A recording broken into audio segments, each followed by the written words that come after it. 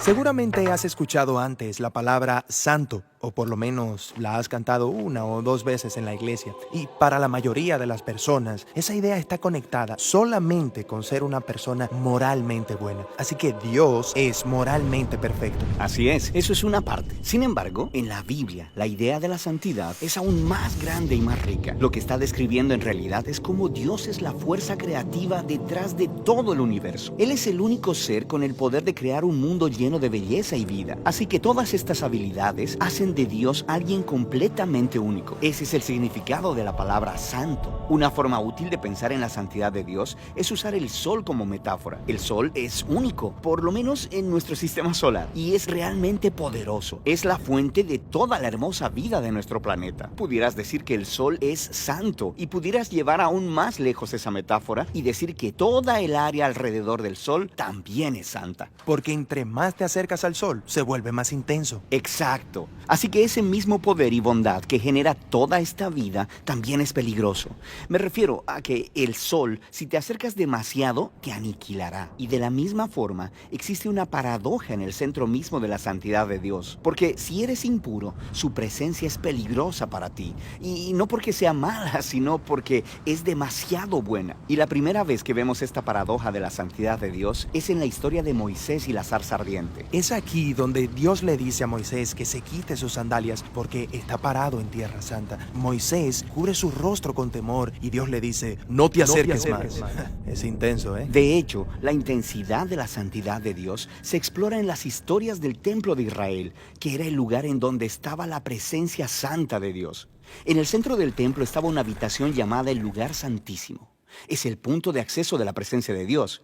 Y ya seas un israelita viviendo en la tierra alrededor del templo o un sacerdote trabajando dentro del templo, estás cerca de la presencia de Dios, lo que es peligroso. Sí, eso es un problema. Pero ¿cómo se supone que funciona? Bueno, en la Biblia la solución es que tienes que purificarte. Así que es como ser moralmente puro. Sí, y eso es fácil de entender, pero la Biblia pasa mucho tiempo hablando sobre otra clase de pureza, el ser ritualmente puro. Este es un estado en el que te separas de cualquier cosa relacionada con la muerte, como tocar cosas como la piel enferma o incluso algunos fluidos corporales. Todas estas cosas te hacen impuro y hacerte ritualmente impuro no es necesariamente pecaminoso. Lo que es pecaminoso es entrar en la presencia de Dios cuando estás en un estado impuro. Esa es la razón por la que Dios le dio a los israelitas instrucciones muy claras para saber purificarse para que pudieran entrar al templo otra vez. De eso se trata el libro de Levítico. Cierto, pero no acaba ahí. Esta idea sigue desarrollándose, así que luego en las Escrituras encontramos una historia muy interesante de un profeta llamado Isaías. Él tiene una extraña visión en la que se encuentra en el templo y está justo en la presencia de Dios. Él está aterrado. Él conoce las reglas. Él no debería estar ahí. Él tiene miedo de ser destruido. Y luego está esta extraña criatura llamada Serafín. Bastante extraña. Totalmente. Así que vuela con un carbón encendido y sella los labios de Isaías con el carbón. Y dice algo muy extraño. Es quitada tu iniquidad y perdonado tu pecado. Entonces, ese carbón encendido purifica a Isaías de alguna manera. Así es. Y es sorprendente.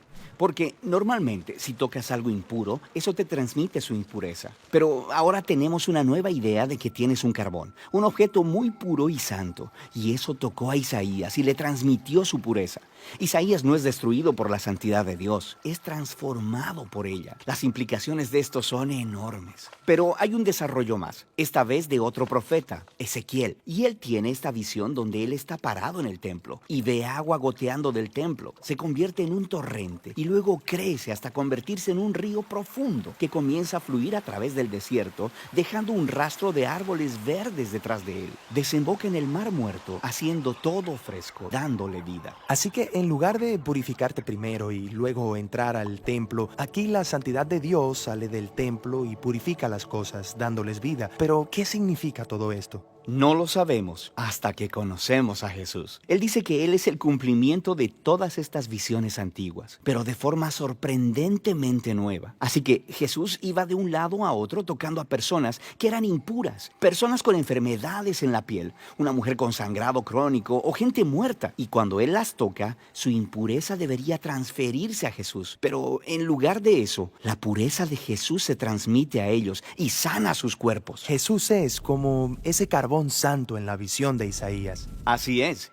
Y Jesús dijo que Él era la encarnación humana de la misma santidad de Dios y que Él y sus seguidores eran ahora el templo de Dios. Así que a través de ellos, la presencia santa de Dios puede salir hacia el mundo y traer vida y sanidad y esperanza. Así que esta es la razón por la que Jesús dijo que de sus seguidores correrían ríos de agua viva. Así que esa es la parte de la historia donde nos encontramos, pero ¿hacia dónde se dirige todo esto? Las últimas páginas de la Biblia terminan con una última visión de la santidad de Dios. Esta vez es la visión de un hombre llamado Juan. Y en esta visión vemos el mundo entero completamente renovado. La tierra entera se ha convertido en el templo de Dios y el río de Ezequiel está ahí, fluyendo de la presencia de Dios, inundando toda la creación, quitando toda la impureza y dando vida a todas las cosas.